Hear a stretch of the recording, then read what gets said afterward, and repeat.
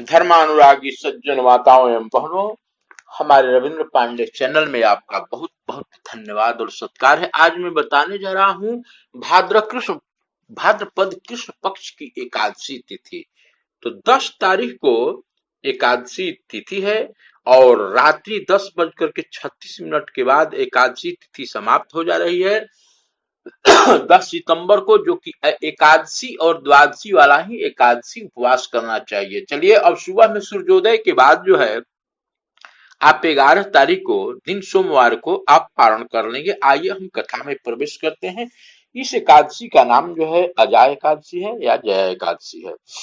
ओम। कथा कहने और सुनने से पहले जिह्वा और वाणी को पवित्र करने के लिए दो नाम भगवान के नाम के साथ कथा में प्रवेश करते हैं।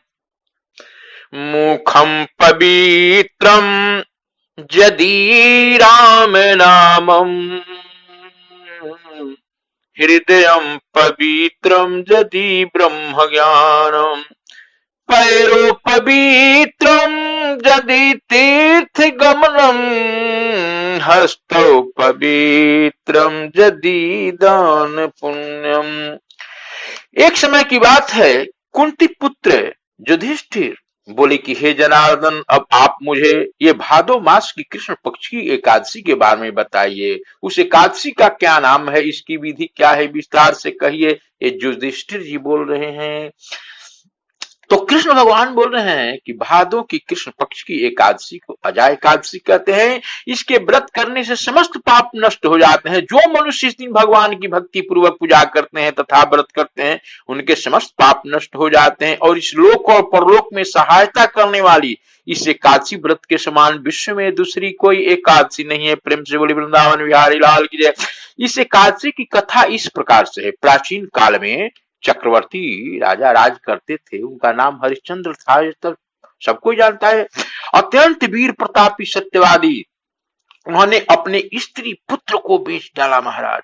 वह स्वयं एक चंडाल डोम के यहाँ कफन लेने का काम किया। धर्म को उन्होंने नहीं छोड़ा, परंतु इस आपत्ति के काम में भी उन्होंने धर्म को नहीं छोड़ा। जब इस प्रकार रहते हुए उसको बहुत वर्ष बीत गए तो उसे अपने इस नीच कर्म पर बड़ा दुख हुआ।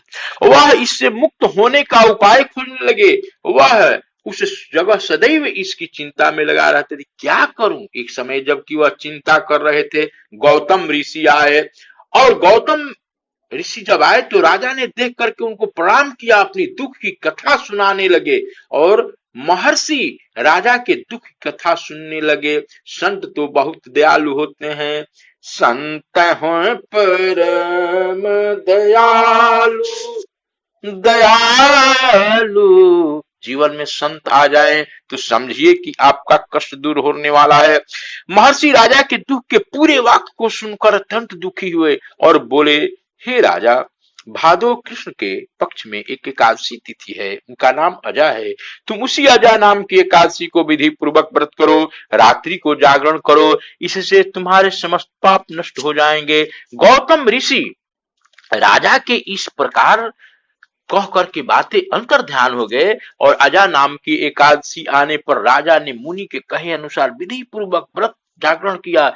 उसी व्रत के प्रभाव से राजा के समस्त पाप नष्ट हो गए। उस समय स्वर्ग में नगाड़े बजने लगे, पुष्पों की वर्षा होने लगी। उसने अपने सामने ब्रह्मा विष्णु इंद्र महादेव आदि देवताओं को खड़ा पाया। उसने अपने मरे हुए पुत्र को जीवित तथा स्त्री को वस्त्र तथा आभूषण से देखा। व्रत के प्रभाव से उसने पुनः प्राप्त हो गया खोया हुआ।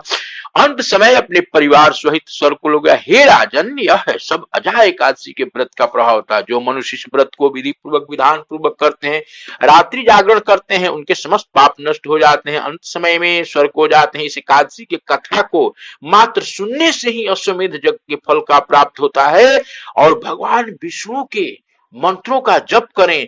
और इसके बारे में एकादशी कब है मैं विधिवत बताता हूं। हमारे चैनल को लाइक और सब्सक्राइब कीजिए और एक भजन के साथ इस कथा को हम बंद करते हैं।